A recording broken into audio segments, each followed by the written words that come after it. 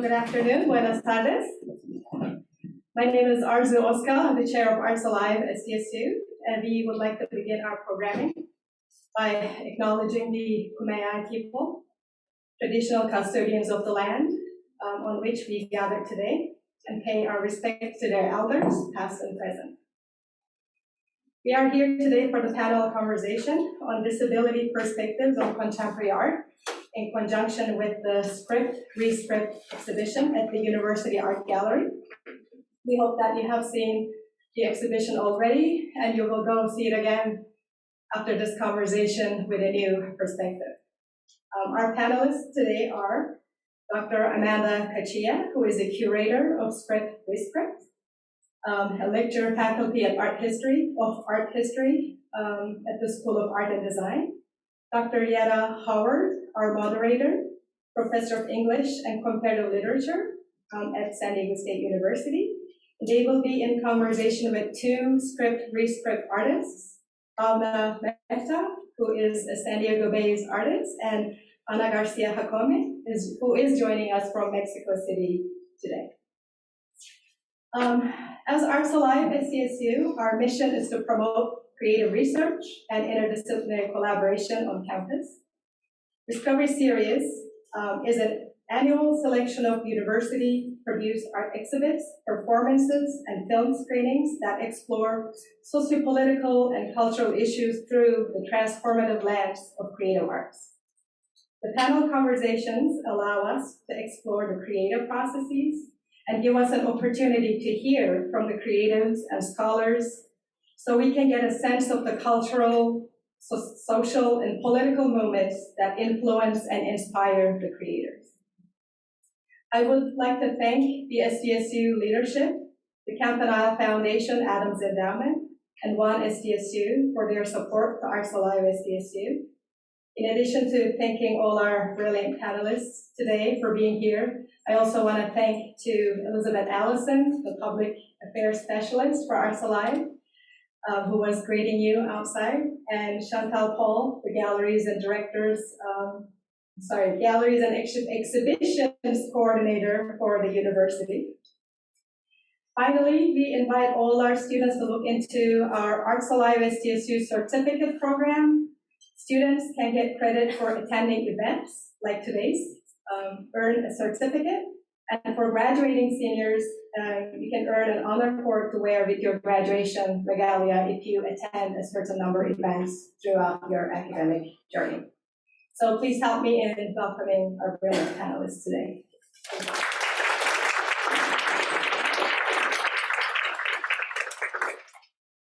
Okay, everybody, can you all hear me? Especially the people in the back? Yeah? Okay. Hi, everyone. I'm Amanda Cachia. I'm the curator of Rescript, and I'm also a lecturer here in the School of Art and Design. I want to thank you all for being here. This is quite a great turnout, so we're thrilled. And just a shout out to all my students that are here as well. So I have thanks as well. So the first is to thank Arzu Oscar, who has been incredibly supportive. Thanks to her Arts Alive team. We really appreciate the opportunity to speak on this platform across the school. I also want to thank Tina Yapelli, who's the interim director of the School of Art and Design, and especially Chantal Paul, who's been really quite amazing to work with at the University Art Gallery for all her incredible support putting the exhibition together. We really appreciate it. I also want to thank all the 10 artists in the exhibition. It's been a pleasure for me to curate a show with all of them. And of course, I want to thank especially the artists on either side of me. So Anna for flying all the way here from Mexico City, and to Bhavna for really being a big source of my inspiration for this exhibition. So on that note, this is how the exhibition started. Like, I went to Bhavna's studio and saw her incredible work, and just felt compelled to try and curate a show about this topic, which is called Rescript. So the idea is to really empower disabled artists, to empower them to revise the narratives and the scripts that they're often given by the medical industry, and which often says that there's something wrong with you. So how can we revise those narratives so they're actually more empowering for us and make us feel better? And I say us because I also identify as a person with a disability. And I give credit to Chantel because we really wanted to give the school an opportunity to think about issues of disability, which are often not really talked about. So let's bring it out and let's share our work. And these artists on either side of me are here to do that with us today. So I also wanted to say thanks to the co-sponsors for the show, including the Department of English and Comparative Literature, thanks to Dr. Yetta Howard, and the Institute for Ethics and Public Affairs, thanks to Professor Joseph Stramondo, and of course Arts Alive, as I already mentioned. And additionally, we'd like to thank the College of Professional Studies and Fine Arts, the Campanelli Foundation, Adams Endowment, and One SDSU community. I also will say that the exhibition has received a lot of really positive local press, and I'm also really thrilled that as I was curating this show, my students came along for the journey. So they have had a really, I hope, an interesting experience in actually engaging directly with some of the artists in the exhibition. They had email contact with the artists, they had Zoom contact, and they developed all the labels that you see in the exhibition, and all the audio descriptions were thanks to the students. So I want to congratulate them as well for their contribution to the show. So now for the format for today, we're going to have two 20-minute presentations. Bhavna will start us off, and then we'll have Anna. And as part of Anna's presentation, it will include her film, A History of Disability in Mexico. And then following that, Professor Yetta Howard will moderate a conversation with Anna and Bhavna for approximately 15 minutes. And then we'll open it up to all of you, the audience, to ask us questions and share comments about their work or the exhibition in general. So I'd also like to note that the event today is being live streamed, so thank you for that. And it's really important that that is the case for the folks that were not able to be here physically with us today. So I'm really pleased that that was able to happen. So I'm going to go ahead and read out the bios for our three speakers, and then we shall start. So Bhavna Mehta lives and works in San Diego. She received a BS from the University of Pune, India, and her MS from California State University. Mehta began in the sciences before shifting focus to the arts. She studied at the Penland School of Craft and received the Emerging Artist Award in 2014. She's completed 2 residencies, one at the Women's Studio Workshop and the other in the Modernist Summer Series at the Temkin Museum. And her work is about connection and longing, about relating and remembering.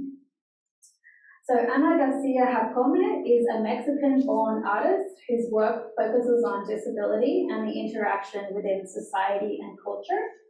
García Jácome has received her BFA at National Autonomous University of Mexico and went on to receive her MA in Visual and Critical Studies at the School of the Art Institute of Chicago.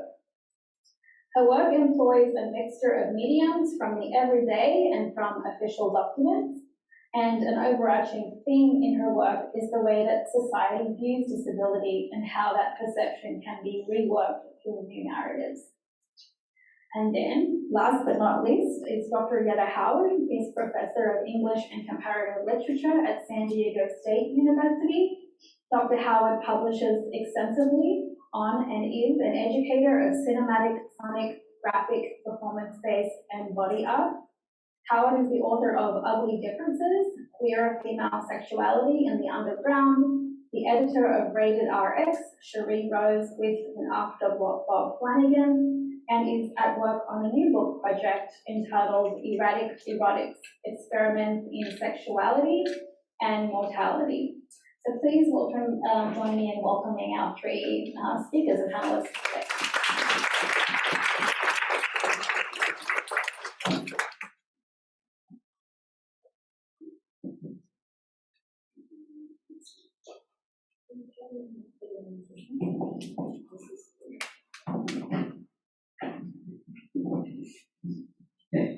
Hi everyone, great to see everyone. What a great crowd. Thank you all for being here. I'm going to echo all the thanks that Amanda listed, and I especially want to thank Amanda because I think without Amanda, this show would not be as complex and as intellectually exciting as it is. So if you haven't seen the show, read the wall labels, listen to the descriptions, I encourage you to do that, and reach out to the artists. I would love if you guys send me an email and saying, oh, I really like this, or I really have a question about this. I encourage you to do that. I think artists really want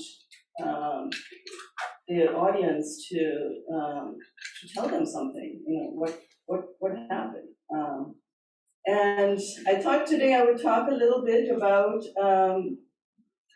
some of the works that are in the show and give you guys an overall, not an overall, but some background about how I came here and what meanings do I derive from the work as the work happens.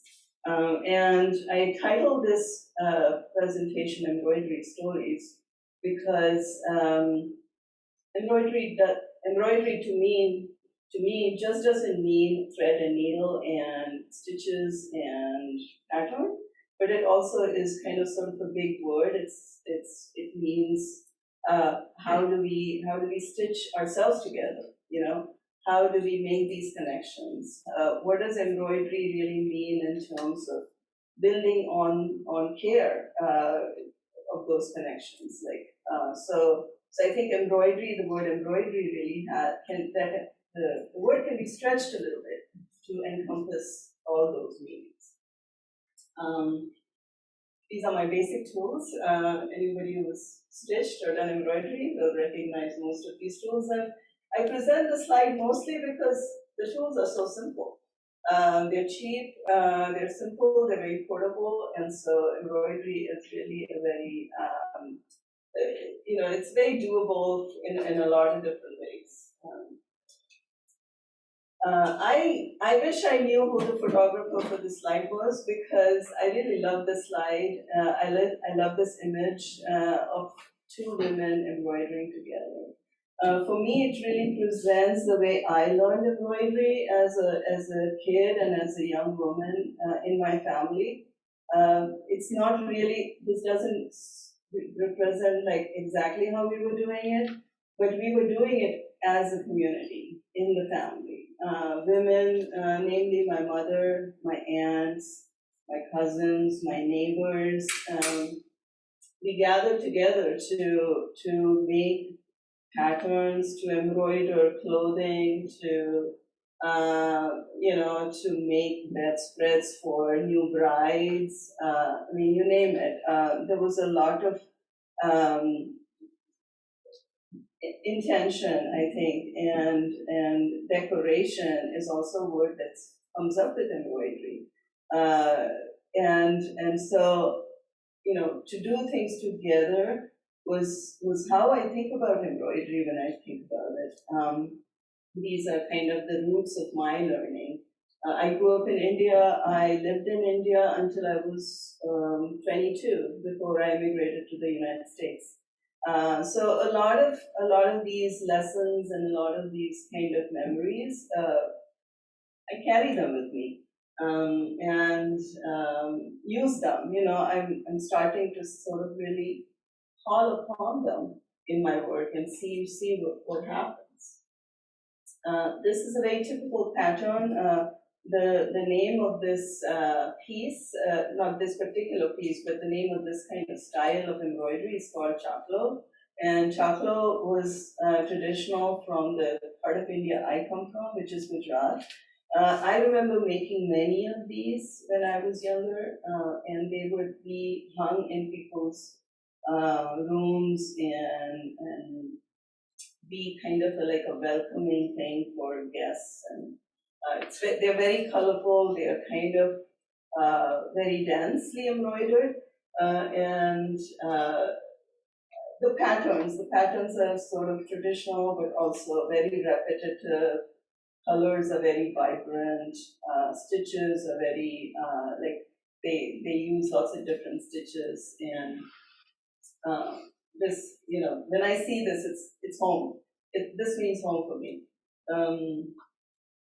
I wanted to include a slide of my mother doing embroidery. That's my mom on the left side. She's embroidering a piece of clothing for me, a blouse for me, and I think a lot of embroidery was about care and comfort. Like, what is comforting? What can show care, for a daughter, especially a daughter. And when my brother saw this embroidery, he insisted my mother make him an embroidery too. So men and women both wear embroidered clothes in India, and it's quite quite common to see that just as an everyday thing, not just for festivals or special occasions. And I always thank my mother when I talk about embroidery. So these are my teenage years when I grew up and was disabled at the age of 7 by polio virus. As I grew into like my adult body, it became more and more obvious that really bad scoliosis was going to be was going to really dictate how I lived my life, and really kind of be like a cause for lots of different decisions I could make for what I could do with school and travel or what have you. On the left you can see this X-ray will be familiar to people who've seen the show, but the X-ray is the X-ray of my spine in 1984, and as you can see, I have really bad scoliosis. This X-ray was taken in September 1984. The X-ray on the right is taken in November 1984. If you can see these two metal rods, they were inserted to hook on the spine to correct the scoliosis. And this surgery is called Harrington rod instrumentation for anybody who's interested, but it really, it changed my life. I don't think I would have ever come to America if I hadn't had this surgery. And I don't think, of course, I would be here talking to you guys. If I hadn't had the surgery, I would have had a very different life. And the surgery really worked for me and really enabled me to live more independently. So when I came from India to America, I brought these X-rays. Like, I put these X-rays in my suitcase, and I forgot about them for a long time because I was busy with work and studying and all the other stuff.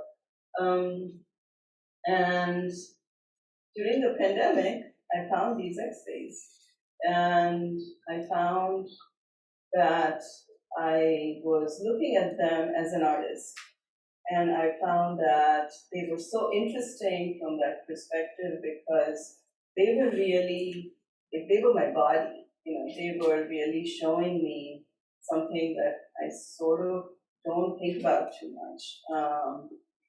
So I started to think what I could use them for. And if you're an artist, you're always thinking about these things. Many artists in this room might recognize this compulsion to use the things that are from ourselves, from our families, from our bodies, from our histories, and we want to make art with it. And we don't quite know how, and we don't quite know what that will mean, but we are really, we really want to go there.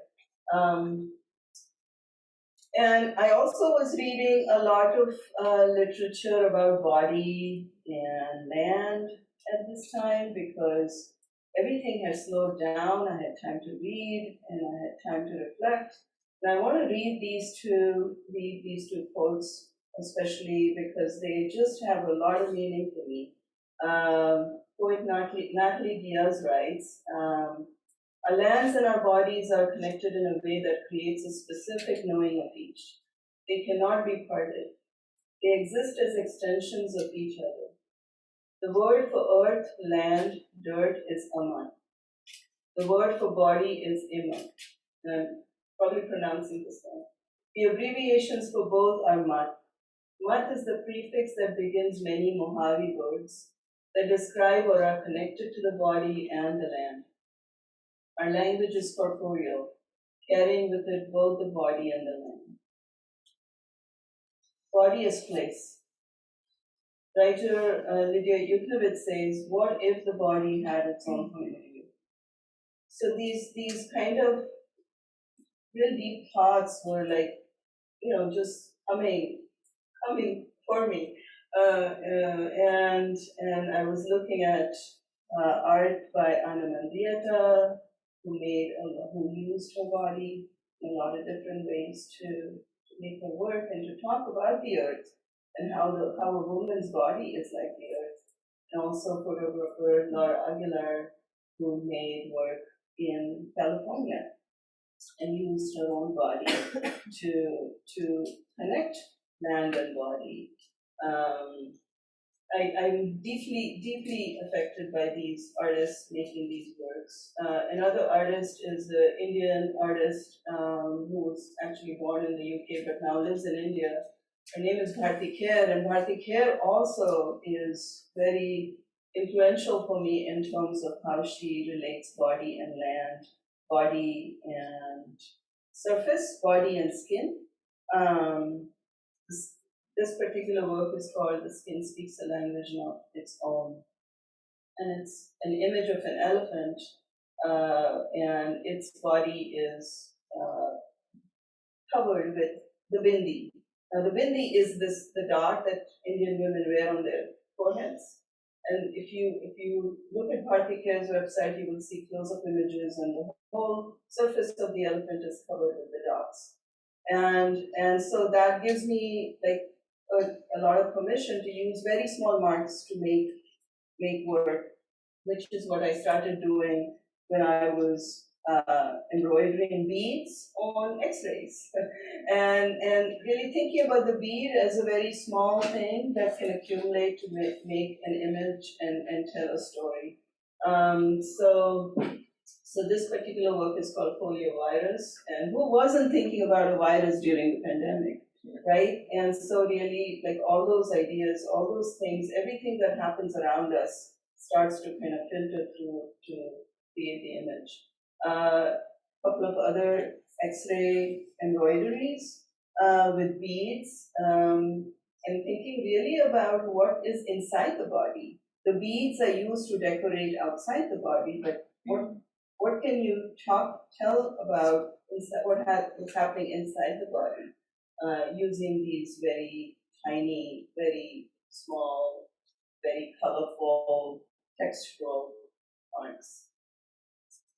I also wanted to expand and extend the X-ray, and when I did that, it looked like a topographic map. This is just a tiny part of my X-ray, and when I put the X-ray image through Illustrator, it created a topographic map for me, which then led me to think about maps and land again and nature, and really to think about how disability is unnatural. Like a lot of people, there's a perception that disability is unnatural. The word natural is sort of part of this like huge idea. But also that disability means you don't have access to nature as we understand it in our society. Nature means mountains and valleys and deserts, and when you have a disability, you can't go there. So what are these things? How can you flip the script on that? So again, like flipping the script, re-scripting these ideas and talking about body as nature and nature in the body, right? What is nature in the body? Because as humans, we are part of nature, but we sort of forget that. So, that brings me to this work, which took hours and hours and hours to make, which is really, really a wonderful process. And I found a river in my body, and I found that I could use embroidery, colors, textures, marks to create a landscape in the body, and and think about it in different ways. I'm speeding up a little bit. I want to touch upon a little bit about disability rights and movement in India, shift our focus a little bit, and reading more about disability rights in India. The movement really started by the blind. The blind people in India started to demand jobs, basically. And that is how the movement started in the 1980s. And mind you, this is only 30 years after the British left India. The British had colonized India for over 200 years. And in the 1980s, the movement has started. Follows a similar arc as disability rights activism in the United States. We are talking about transportation and access to transportation. We are talking about access to employment, services, architectural changes. And then also autonomy and inclusion. Like how can people with disabilities live an independent life and live and be able to go where they want to go? And these are the demands of people with disabilities all over the world. And India hasn't been that different. But I think in poorer countries, poverty and disability are just so linked. I mean, and a lot of the rights movement happens in the cities, happens in the metropolitan places. And I think that's something that I see over and over again, and that poorer places in India are still lacking a lot of the resources that the cities seem to have. In 2016, finally, there is an actual law in the books for non-discrimination. I wanted to talk about two women who are working in India at the intersection of disability and feminism. As I did more research, I realized that a lot of the activism was very male. Like a lot of the activists are male, and I really wanted to focus on women and think and see where that was going. Anita Ghai happens to be a scholar, a writer, educator, and Abha Khatarpal happens to be a therapist. She teaches young women about sexuality, and they both are really active online and also in just community in India. And lastly, I want to talk about this wonderful movie called Access, made by a young filmmaker, and her name is Shweta Ghosh, and it's an embroidery of basically love and desire. And love and desire, and seen through the lens of 4 women with disabilities, is the focus of this hour-long movie. I encourage you to check it out. It will show you a little bit about India. It will also really tell you the story about 4 women across different disabilities, and you can find it on YouTube very easily. And with that, I will stop talking and happy to pass the mic to Anne. Thank you.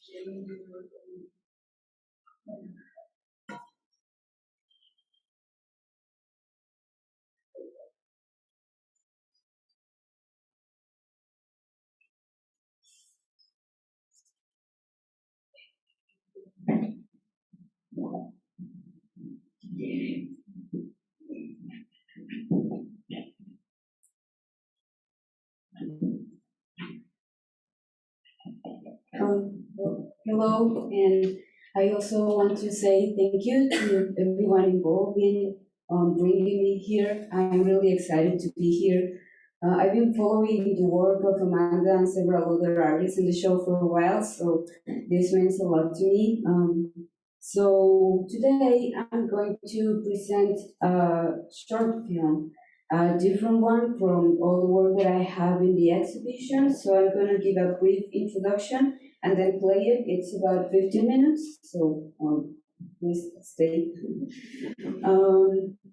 Well, this film is called The History of Disability in Mexico, and it has like a gap between the history, so you can fit something else in there. This is a piece that is a little bit different than the ones in the show, but it's part of an ongoing process of working about disability. I guess for me, my process started first focusing on disability as an embodied experience, looking a lot at my own body, its shapes, movement, and all that stuff, to then focus on a wider context that is like more mediated by documents, by language, by society, relationships, and all that stuff. So I think it's very interesting that the pieces that are in the exhibition and the one that I will show are kind of very representative of that path that becomes wider every time. I made this piece in 2020 when I was living in Chicago.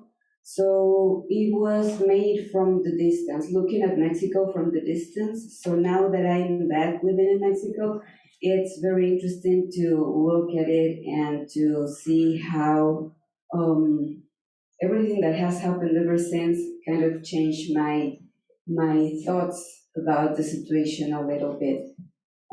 This piece is also part of my thesis research for my MA, so it brings together a little bit of academic research on writing into a format that I'm more familiar with as an artist, that is the video. So, okay, that's enough introduction, so I hope you enjoy it. The history of disability in Mexico. In Mexico, there is no structured history of disability as a field. When looking for disability-related information, everything points to the publications by the National Institute of Geography and Statistics, INEGI, the institution dedicated to making census, population surveys, and analyzing statistical information. INEGI has published several digital booklets on the situation of disabled citizens throughout the country.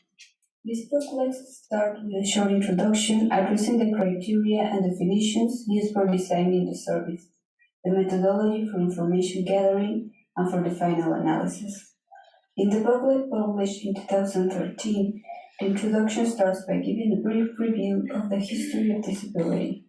Under this section, a quick and vague overview of centuries, wars, and institutions is chronologically presented and prepares the way for the next chapter on the implementation in Mexico of the updated international standards and the progress that all that allegedly represents for the country in terms of human rights and public policy. After that, the publications focus almost exclusively on the different models and methodologies used to design surveys, gather, and analyze information. Despite being an oversimplified timeline of the models of disability, its relevance can be assured by the fact that those few pages are frequently referenced in several works regarding disability in the Mexican academic attempts, including my own, to engage with this topic. As useful as it can be to summarize centuries of history into a few pages, this brief history is reductive and leads to the idea that disability is a simple condition that can only be approached in a single way, that evolves through time and leaves behind all the outdated conceptions.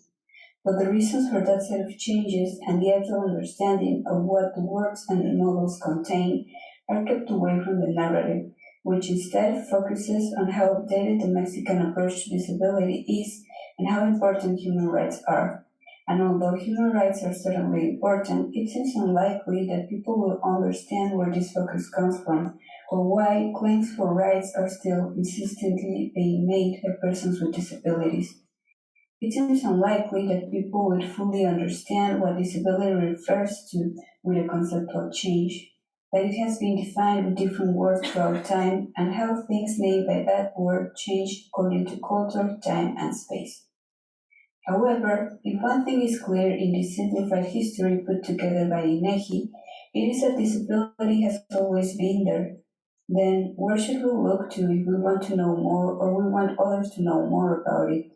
What are the particularities that happened before us in this geographical space that now claims to be in alliance with the international lead? Why is it even important to know more about disability in the past? For whom? For what? This essay departs from that simplified history of disability and the absence that it makes present. It thinks towards the possibilities of communicating the non-transferable embodiment that is at the core of disability in the form of history. It claims the need for a history of disability in Mexico as an archive of knowledge that resides in the overlapping spaces where disability meets normalcy. Following the INEGI booklets, the place to look first is the medical institution. This is a common association. The boundary between disability and disease is still a matter of discussion, and the blurry border has been explored by several historians of disability and historians of medicine, seeking to define the limits and contents of both fields. As Catherine Gottlieb says, it's hard to tell whether both disciplines are rival siblings or conjoined twins. But this tight bond is more an intersection than a union, because there are clear fundamental differences in the approaches and narratives to which each of them serve. These differences range from the assignment of roles to the modes of documentation and dissemination of the knowledge generated, and can raise questions about the guidelines of distribution, their hierarchies, and structures that reveal the system of value in which they are based, and the normalizing tools used to perpetuate it. For this reason, a different history willing to address and take into account those issues, the history of disability, finds itself important and pertinent. Throughout time in Mexico, different words such as lisiado, that can be translated as lame, inválido, that can be translated as cripple or invalid, depending on the context, impedido, that can be translated as impaired, were used to name disability and the ones who embodied it, before the current word discapacidad, translated as disability, appeared in the early 90s. But until the 1980s, disability was a domain of the medical, and its definition and accompanying vocabulary were embedded in the healthcare system. Since the late 1940s, there had been several attempts to conceptualize it, measure it, and think of its social dimension. During the 1940s, there was a shift in public health from an hygiene and celebrity approach to one of welfare. The 1930s had been a decade of changes that started with conservative approaches, but found the need to transform because the cities and population were growing fast. Hygiene speaks of a moral approach related to the idea that what is clean is good, while celebrity comes after the urban sprawl and the need to provide services that guarantee good living conditions. The shift to healthcare and welfare was related to medical services and a more complete approach that included disease prevention in addition to attention. This approach was one that claimed progress through science and technological development. In this context, disability was framed as a physiological problem that led to a psychological imbalance that kept the person from a productive life in society. The attempts to address disability heavily emphasized a rehabilitative approach that peaked during the 1950s when the General Rehabilitation Directorate was created. The institution started with physical and vocational rehabilitation goals that then became secondary as scientific and technological development were prioritized. During the late 1970s, the division between healthcare and welfare became more evident in the redistribution of disease and disability to different institutions. The Directorate of Rehabilitation would rule healthcare and disease, while disability became a domain of the National System for the Integral Development of the Family, DIF, along with other vulnerable parts of the population, such as children, the elderly, and pregnant women. The 1970s were a transitional decade where the focus on social development anticipated the paradigm shift that made possible the legitimation of disability as a category of its own. Disability was more clearly identified as a separate category than disease in the National Invalids Survey of 1982. Despite using a different word and certainly a different model than the ones used today, this survey can be tracked as a starting point to address disability as a social category instead of being just another kind of disease. The appearance of the words invalido, translated as invalid, and minusválido, translated as handicap, during the 80s marked a breaking point, but another decade had to pass before the word discapacidad, disability, and the social model appeared in the map with the creation of the Commission for the Well-Being and Incorporation to the Development of Persons with Disabilities, CONVIVE, in 1995. This prepared the way for the 2000s focus on integration and rights, reflected in the 2005 General Law of Persons with Disability. In this context, integration spoke not only of medical rehabilitation and access to welfare, but also of access to employment, education, urban and architectural facilities, transportation, communication, sports, and culture. This approach continued in the 2011 General Law of the Inclusion of Persons with Disability and its 2018 reform. The new concept of inclusion seeks to fully integrate persons with disability to society by establishing policies that guarantee their rights and equal opportunities. Inclusion is presented as a counteraction to discrimination. But in order to be effective, inclusion has to come with an acknowledgement of the long history of discrimination, oppression, and invisibility that disability has been subjected to. It has to be more of a reconciliation, where access is not the only objective and disabled people are not the ones to be fixed. Inclusion has to be bidirectional and attempt to change the social mindset towards disability. And this is the kind of approach on labor that a history of disability regards and facilitates. The history of disability seeks to focus on different details that were overlooked in the medical setting and the theories of health distribution, and point to where medical history never intended to look. The aim is not only to locate what was understood by disability in a certain historical or cultural context, the criteria to define it and the structures from which the definitions departed, but also to locate where the people labeled by that word were, what their daily life was like, what activities they carried out, what relationships they were in, what can their existence and their position tell us. The history of disability advocates for the agency that medical history denies to its subjects of study, and it is based on the understanding of the inherent variability of disabled embodiments, as well as on the embodied modes of production and understanding that variability makes possible. The labor of disability historians start by unearthing stories, characters, and situations forgotten because of not having a space or vocabulary to be named, or because not matching the set of values of certain time period or society. Compiling all this into a single field is an attempt to restore and to make visible the constituent violence that led to the absence of an identity in history, because its roles, processes, and expectations were determined by a vertical structure. That segregated structure led not only to the lack of representation and access, but also to the appropriation of the dominant narratives by the ones damaged by them, perpetuating the violence and oppression against themselves.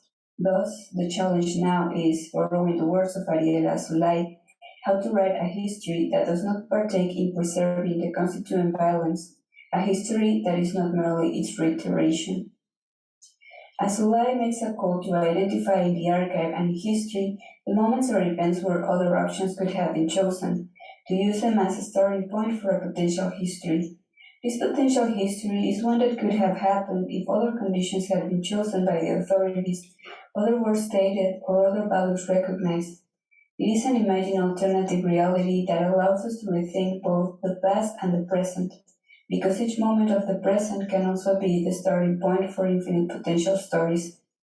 Potential history reminds us that other stories and existences are and always have been possible.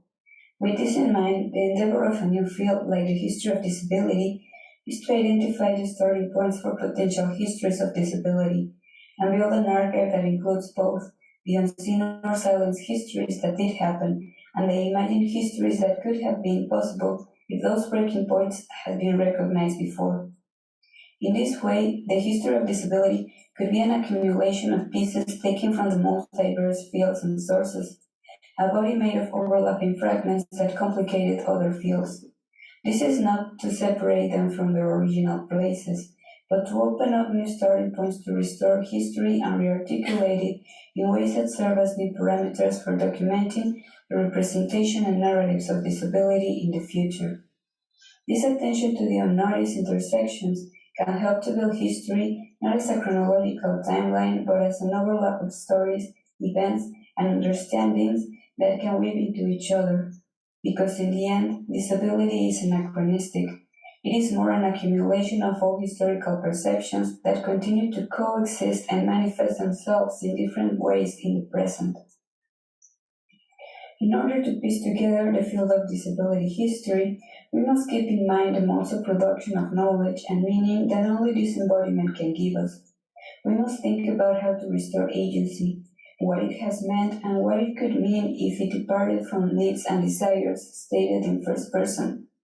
The history of disability, not as a field to be instituted, but as an editorial approach to all existing fields, functions as a public archive and accessible material for future editing. To understand history as an archive can open up its conventional understanding of format, editorial strategies, and authorship, as well as the possibility of activation.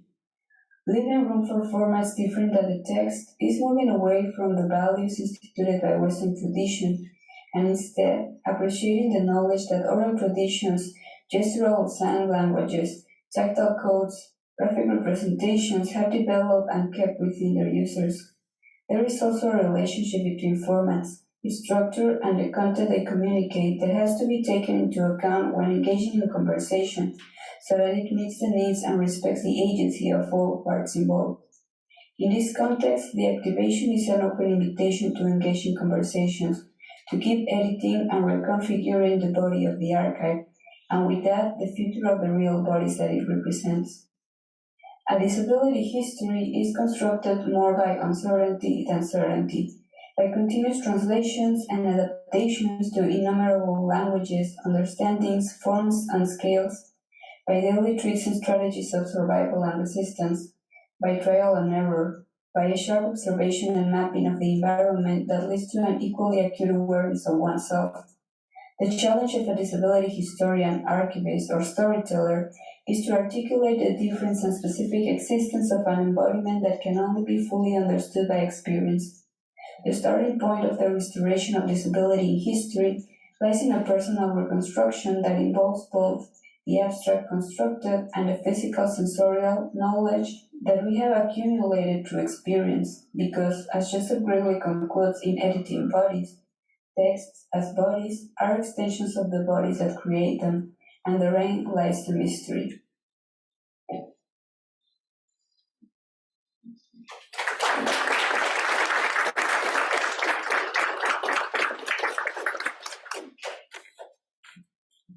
Oh, okay.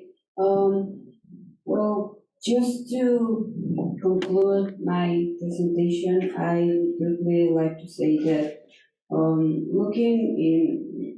looking back on this video, after 2 years of developing it and coming back to Mexico has made me realize that community was missing a lot during all this research, So I would like to invite everyone to consider this video as a reflection on doing research about disability, and not only asking about what was missing in the documents, but also what is missing from the actual lived experiences of the people. Disability cannot be held or contained only by documents, representations, languages, and not only within institutions. We disabled people are everywhere in the real world, and different places do a lot of different things. So we have a lot more to say than a paper that summarizes our whole lives into a very specific language. So thank you, and let's start the real discussion now.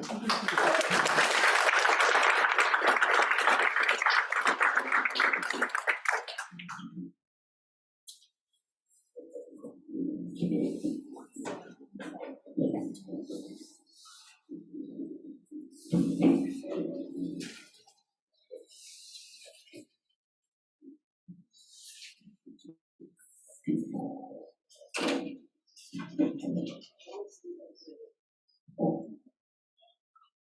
you all hear me now?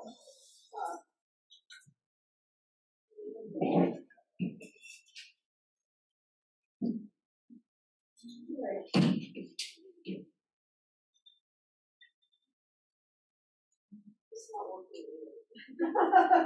Was it working a second ago?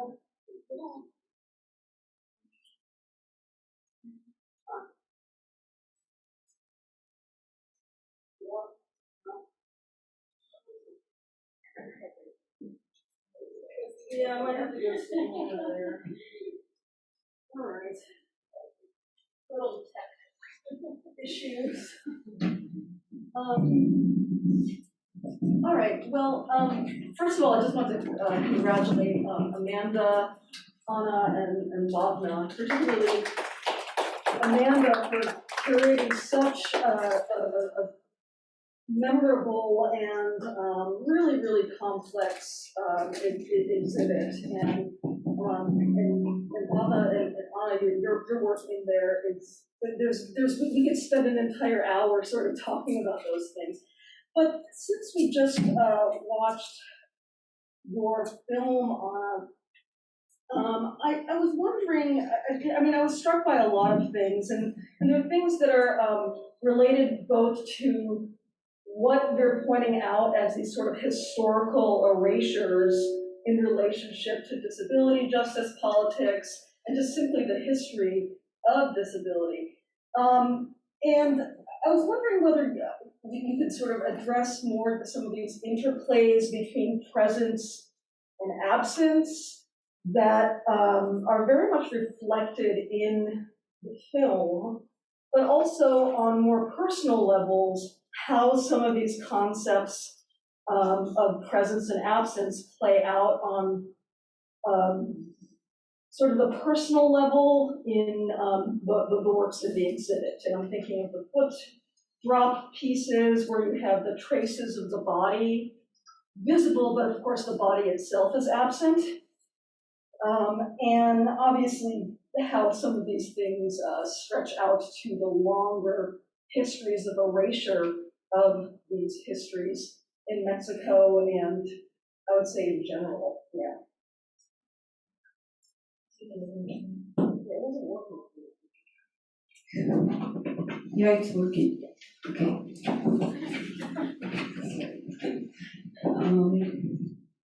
Okay, so I really like this prompt of Yetta about erasure because it's really like the thread that connects most of my projects with each other, and like that way I can track my own process. So for me, I think erasure has a lot to do with what could be. Like it's about looking for possibilities of becoming something rather than conforming to what is available or what is visible. And I think in the different projects that are in the show and what I just showed right now, this erasure means different things and even serves as a strategy to achieve a different goal. I think that in Foot Drop, these photographs about my own body, but without the body, so you can just look at what the body, the effects of my body did on the shoes, the subjects, and the traces that it leaves. The absence is the erasing this body is kind of to resist the body continuing to be a medical object. It's about like taking the attention away from the body itself, from the conventional representations about disability, to then ask questions about like what is the medical thing doing for these bodies? What's it for? What it's its like place and its objectives and all that kind of stuff. I also wanted to take away that body for the audience to kind of imagine what kind of body can leave these traces in the world, in the objects that surround us. So that's like the erasure that in Foot Drop. And then It's Like She Had Never Existed, that is this video about the story of my aunt. It also started because I felt like that in the context of my family, her memory, the memory of disability, having a disabled family member, was kind of being not exactly erased, but I felt like a desire for it to be forgotten or something like that. So it was not exactly like a voluntary or like purposely erasing it, but it was very evident to me that that memory was not kept as well as other family members' memory. So I think in there also my questions were around, is this going to happen to me as well? Or like, how do people relate to me inside a family after having this other experience of disability? That is also like a complicated question since our disabilities are so different from each other. So that also has a lot to do. But I think that what was really interesting after this project was that I found all these documents that were like the birth certificate, the death certificate, and other medical documents.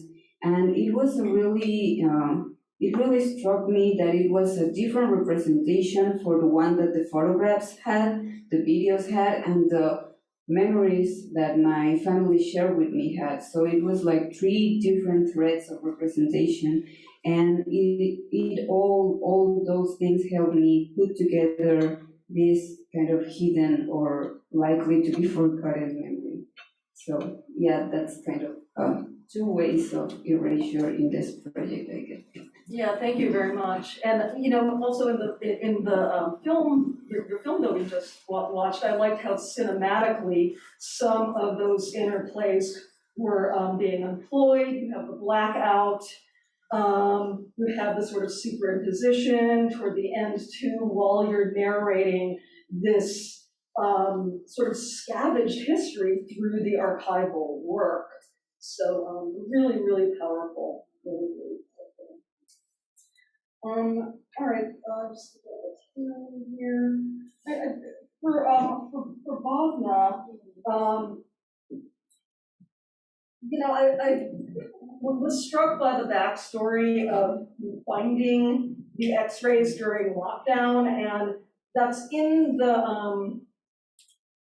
it says it in the exhibit, but I had sort of forgotten that you found them during the lockdown, the first wave of the pandemic. And I was just wondering, especially considering the sort of process of embroidery and the almost subversive rescripting of it through this sort of body disability narrative, whether you could talk a little more about some of like the significance of the materials, X-rays, and this also sort of touches on things like what is hidden, but X-rays is looking into the body, and particularly these are glass beads, and glass, of course, is transparent, but because they're so small, it's kind of, as you were suggesting, like pointing back to the virus itself not being something visible that you're making visible. So just imagining, we saw the image, the embroidery of the glass in puncturing that film. Yeah. Right. Yeah. I often think, like, what does it say about me that I like to puncture, stab and puncture my materials? Like, what is happening there? Like, what does that say about me? I'm still figuring that out. So I think about the X-ray like as a liminal space. You can see the body. The body is sort of different, and the skin is absent. You can see the body, but you're not really seeing. You're not seeing like, for example, in the X-rays that I'm using, you're seeing the spinal column, the bone structure. You're seeing the architecture of the body, but you can't see the spinal cord, which is really the thing that functions, like gives everything its function. And the spinal cord is the one that is damaged during polio. So you can't really see that. You see kind of the structure that sort of holds it together. So the X-ray feels like this very liminal space. And so the bead, when I thought about using glass beads, I was really mainly thinking about what can I do to this really gray, black and white like image, which feels like a great kind of starting point. But what would give it color and form and textures? Thinking mostly about those things at first. Like I wanted to really use the flat surface to create something that has some volume, you know. The virus has a volume? I mean, they probably do, because when a virus gets into a cell, the cell is like home for the virus. When the coronavirus gets into a lung cell, it's like home for it. And what happens at home? You multiply, you know, and you multiply, and that creates this volume that eventually destroys the cell. And so you lose this very precious cell in your body because the virus has this volume. So I wanted to give the virus a volume because that's really causing disease. But I really go back to the idea that virus is also nature. You know, what I ended my presentation with, the word nature, is that virus is also nature. Glass that the beads come from comes from silica, that's also nature, and the body is nature. So like, how do all these ideas come together to talk about something that feels really like in Anna's word, like really unreachable, like there's no language for it. So as artists, I think we are making language. You know, we are creating this, we're taking our materials, we're taking our marks, and we're making language. And the beads, the X-ray kind of helps me make that possible in a way that feels very real, very I think I know what this is, but you know, I'm like figuring that out. So sort of creating a narrative and process, like a body narrative, and this is So good.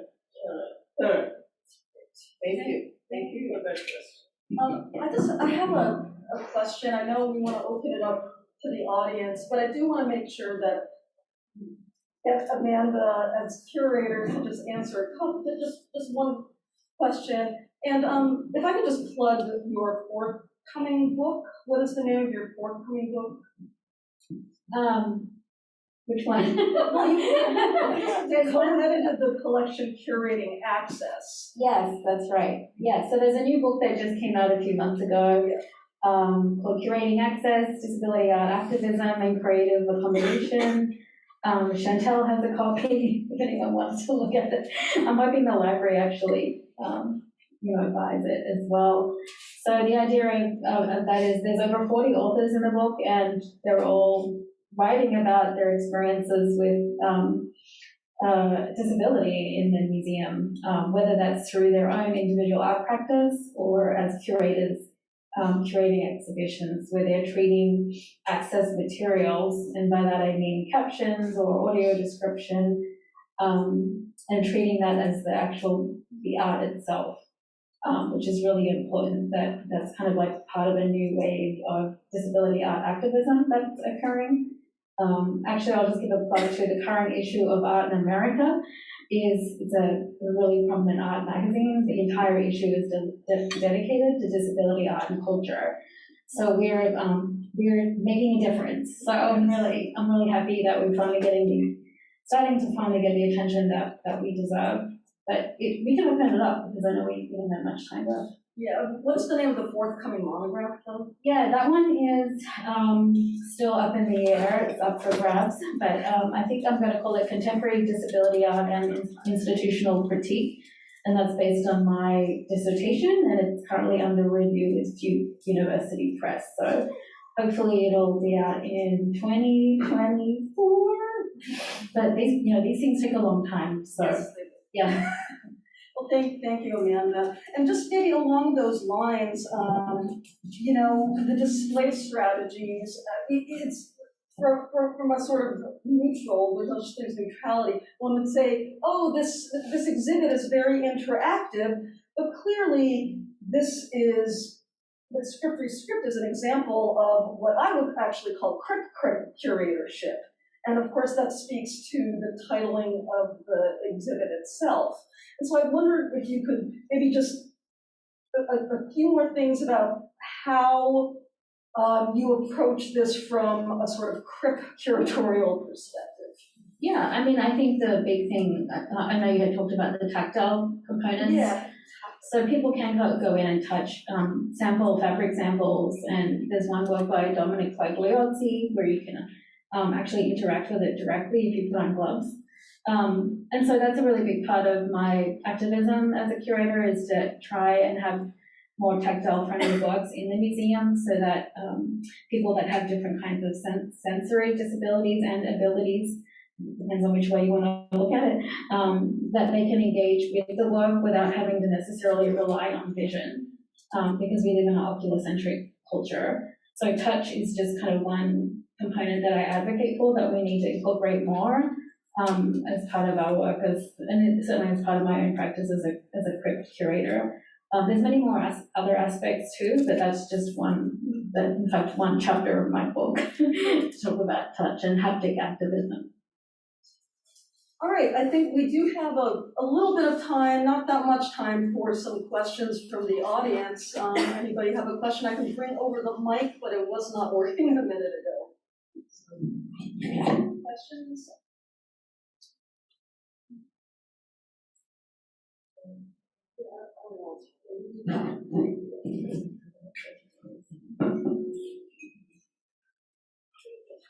Yeah, go ahead.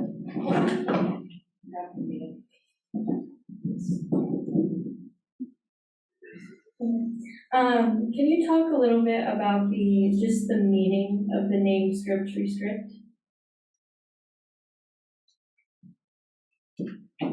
Yeah, sure. It's meant to be both literal but also metaphorical. So, when you go to a doctor's office, you might be given a script, for instance. But then the idea is that the artists are kind of metaphorically saying, well, I reject the script that I'm being given. I am literally going to redo that according to my own needs and my own positionality. And that's like, if you want to look at that literally, that's what Bhavna is doing. Like she has an X-ray and it says, here's something that's so-called wrong with you. And she goes in and uses her beadwork and embroidery and goes in and revises that narrative for us. So that's where I started, but then I kind of expanded into other works. There's one work in the show, well, several of them, by Catherine Sherwood, and she's kind of revising the scripts of art history and the canon, because she's appropriating paintings from artists of the past who were looking at depictions of the female nude in very sexist and ableist ways, and racist too, actually. So she's trying to kind of reconfigure that for us. Thanks for your question. And it has the word crypt in it, script, it's... Yes. Yeah. Other questions?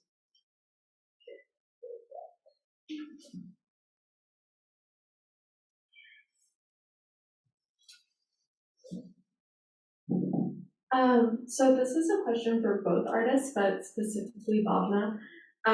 What was it like working with such a physically demanding art form as a disabled body, especially in terms of like the textile arts being so physically demanding? What was that experience like for you?